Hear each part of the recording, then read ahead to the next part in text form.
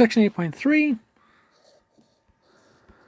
we look at finding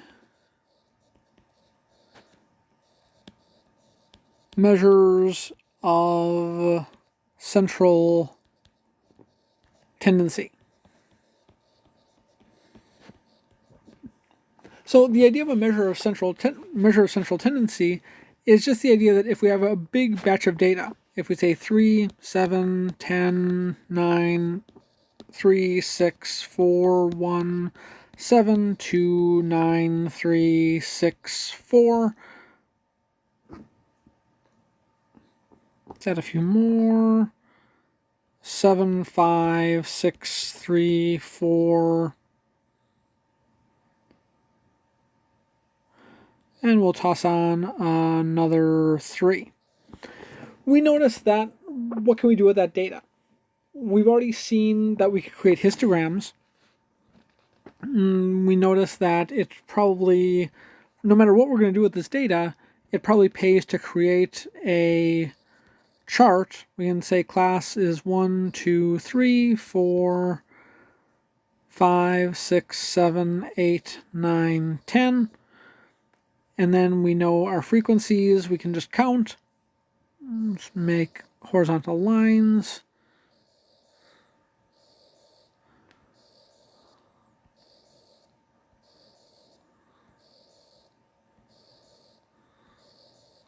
And so we notice 1 shows up once.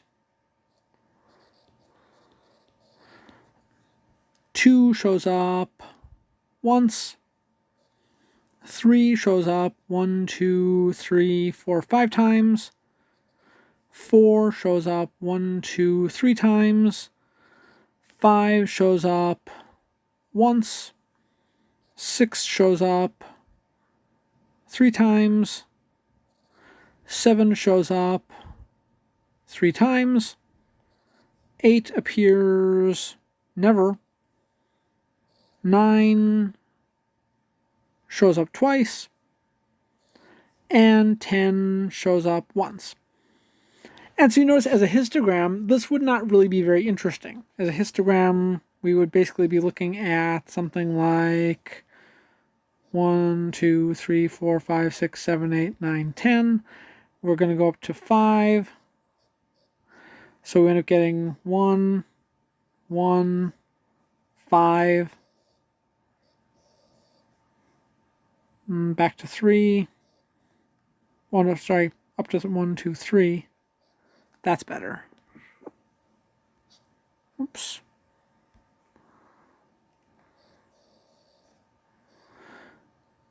That was 1, 2, 3, 4, 5. We get a 1 again. 6, we're up to a 3. 7, we're at a 3. 8, we're at a 0. 9, we're at a 2. And 10, we're at a 1. And so you notice, does that histogram really tell us anything about the data set? And the answer is not really. It goes up, it goes down, it goes up, it goes down, which not very helpful. And so what we wind up having is several ideas we can use.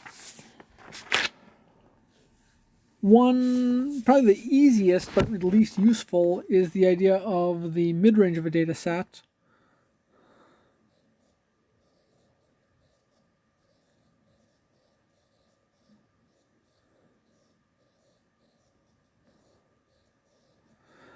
The mid-range of a data set is just largest value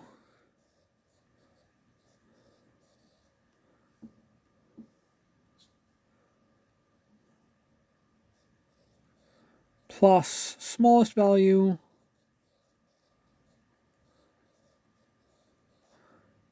divided by 2. And so we notice for our initial example, we see the mid-range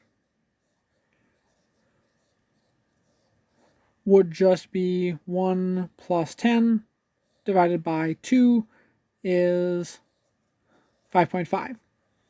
And so if we had instead an example where we said, say, the smallest value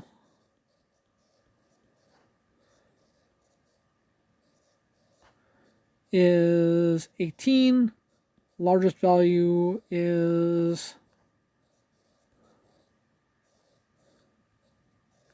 76. The mid-range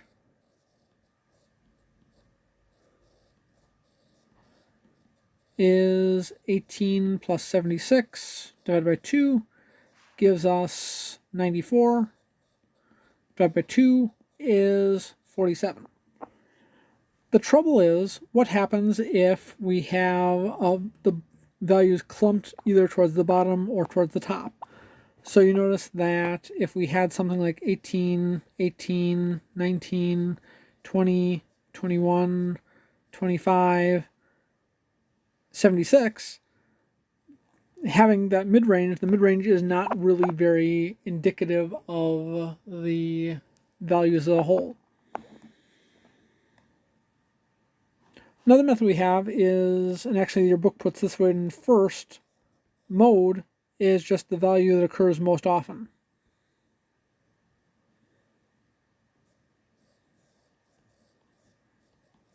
The value that has highest frequency.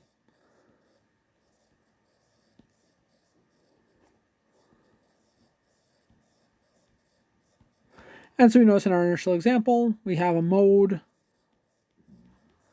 of 3. Because the 3 occurs 5 times, nothing else occurs 5 times, and so the mode is 3. Quick and easy.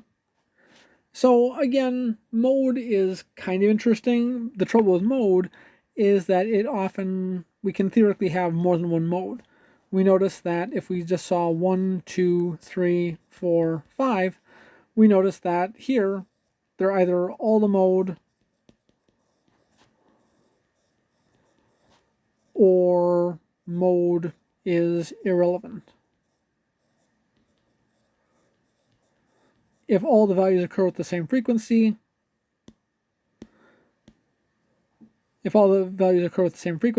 mode really isn't that interesting. What we'll sometimes see is a case where we call it bimodal.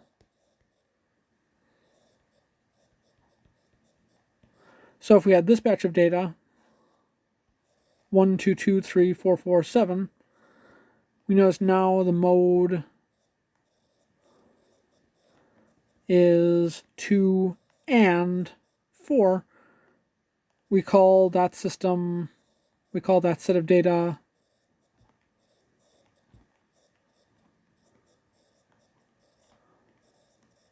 bimodal. So you notice not really that interesting. And mode is nice, but usually mode only is relevant in really big data sets. Where we start getting a little more interesting is the idea of mean, also known as average. So this is just the sum of the values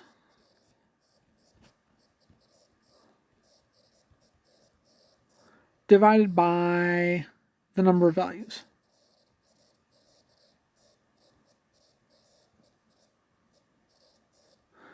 So we notice that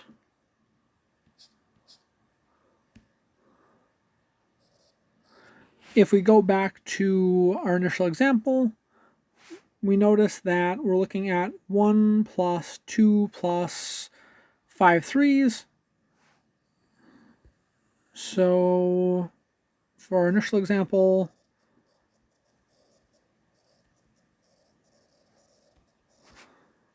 we'll often use the symbols either x bar or the Greek letter mu to indicate mean. So for our initial example, we can say x bar is equal to 1 times 1 plus 1 times 2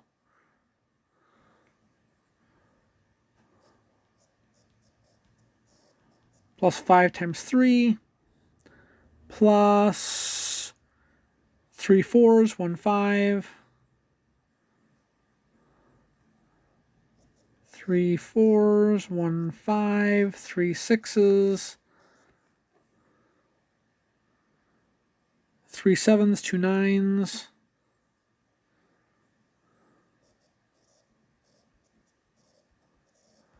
110. As you notice, we can take each frequency times each value. So we had 1 1, 1 2, 5 3s, 3 4s, 1 5, 3 6s, 3 7s, 2 9s, 1 10. And we can divide that by, we just add up the frequencies. We've got 1, 2, 7, 10, 11, 14, 17, 19, 20 values. So that was convenient. And so we notice we're going to wind up getting the average is 1 plus 2 plus 15 plus 12 plus 5 plus 18 plus 21 plus 18 plus 10 divided by 20. And so we're going to get 18, 30, 53, 74, 92, 102 divided by 20, which is going to be 5.1. And so we notice that 5.1 is a little bit lower than the mid-range that we had gotten for that set of values. But we notice 5.1 is not unexpected. We noticed that if it was less than 1 or more than 10, something would have gone wrong. If we'd gotten that the mean was 102, we know something is wrong. Because we know the mean should be somewhere between 1 and 10.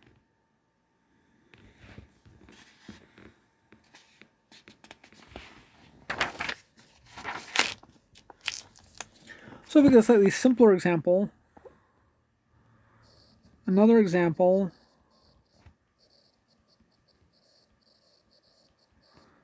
if we just had the set of numbers 10, 12, 19, 34, 21, 25, we'll stick with those 5 numbers. That'll do. We notice that the mean is just going to be 12 plus 19 plus 34 plus 21 plus 25. If we could write a 25 divided by 5. So we get 31, 65, 86, 111 divided by 5, which winds up giving us 22.2. And again, we notice having it being in the 20s is reasonable. If it had turned out to be 13 or 41, 14 or 30 something, that would have been suspicious. So you'll often notice that if you had some bad arithmetic error or a calculator malfunction, you'll notice that that'll often be pretty obvious. Another method we have is so we get set as number 3. Number 4 is the idea of median. Median is the middle value of a sorted data set. And so we notice that that idea of middle can be a little bit tricky. So we notice that in that second example we looked at for mean, we notice that we have to first look at, so if we had this example 12, 19, 34,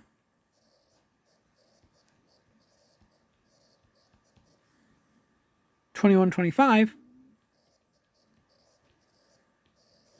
step 1 is to sort the data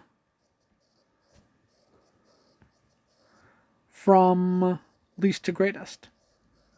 Greatest to least also works, but least to greatest tends to be the most intuitive. So we get 12, 19, 21, 25, 34.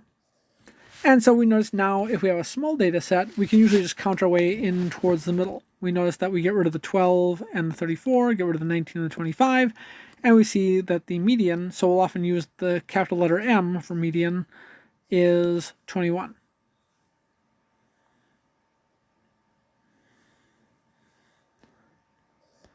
So first we sort the data from greatest to least, then we count our way in towards the middle and determine that median. So, like I said, median is generally given by capital M. So far, again, back to our initial example, we notice that if we were going to list all those numbers in order, we're going to write 1, 2, 3, 3. So that gets messy. So we're going to get 1, 2, 3, 3, 3. Was that right? Oh, we've got 5 threes. So we got 1, 2, 3, 3, 3, 3, 3. And then we have 4, 4, 4, 5.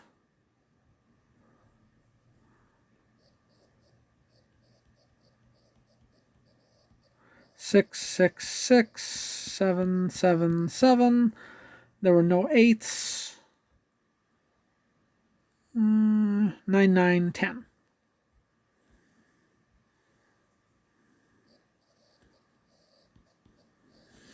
And so you notice now that idea of counting in towards the middle is a little bit trickier. So 1 and 10 go away, 2 and 9, 3 and 9, 3 and 7, 3 and 7, 3 and 7, 3 and 6, 4 and 6, 4 and 6, and so left with this 4 and 5 in the middle.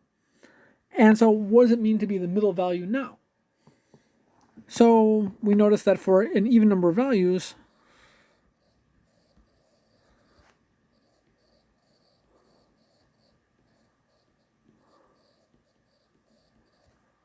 we average the two numbers in the middle.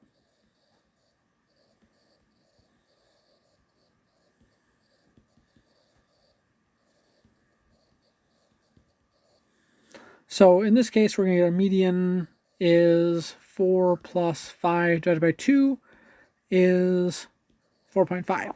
4 plus 5 is 9. 9 divided by 2 gives us 4.5. And so we notice the median turns out to be a little bit less than the mean. And what we'll actually often find is that mean or median alone is often not sufficient to get a really good assessment of the data.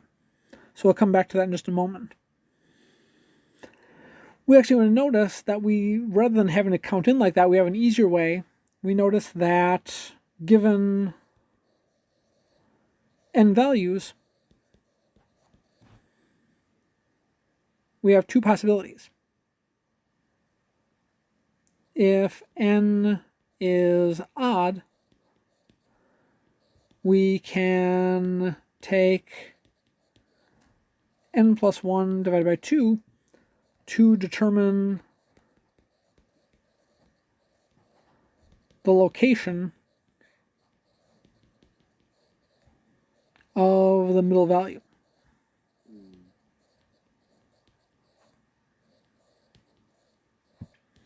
And if n is even, then n divided by 2, n divided by 2 plus 1 are the locations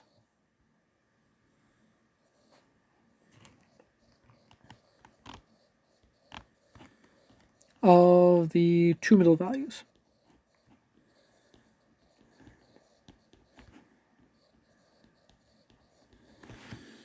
And so we'll just look at that in a couple of easy examples. So if we had 3, 7, 1, 4, 6, 3, 9, we also have 7 values. We have to first organize them. So step 1, we put them in order: 1, 3, 3, 4, 6, 7, 9. Then we notice that there are 7 values. N equals 7, so the middle value should be 7 plus 1 divided by 2 equals 4, which, oddly enough, we notice in this case the location is also the value. That doesn't always happen. So we notice that if we had 17, 13, 4, 16, 21, 25, 32. Whoops, 1, 2, 3, 4, 6. So again, we still have 7 values. We'll put them in order first. Whoops, we don't want... So this is another example.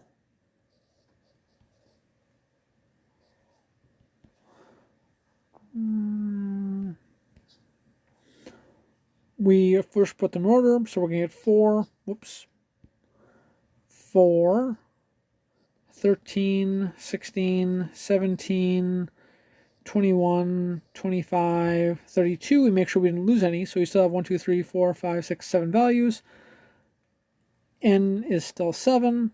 N plus 1 divided by 2 is still 4, but we notice the median is not 4. We're looking at the fourth value is 17, and so that's the median. The median is 17. And now we want an example of an even number of values. If we had 3, 6, 1, 4, 7, 2, so now we only have 6 values. Now we notice that we're looking at n equals 6, so we're looking at 6 divided by 2 equals 3, and 4, so we're looking at the third value and the fourth value. So we first put them in order, 1, 2, 3, 4, 6, 7. And so we see the third and fourth values are, oddly enough in this case, 3 and 4. So the median is 3 plus 4 divided by 2 is 3.5. And so again, we'll look at a more complicated example. If we had 9, 18, 7, 16, 3, 14, 15, 12. So that's 8 values.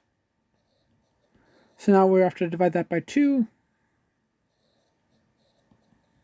So now we're looking at the fourth and fifth values. So now we notice that we'll put them in order. So we're going to get 3, 7, 9,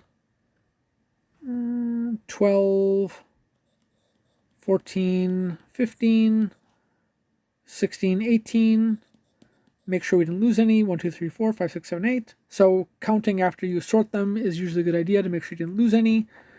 And so now we notice the fourth and fifth values. The median is going to be 12 plus 14 divided by 2 gives us 26 divided by 2 is 13.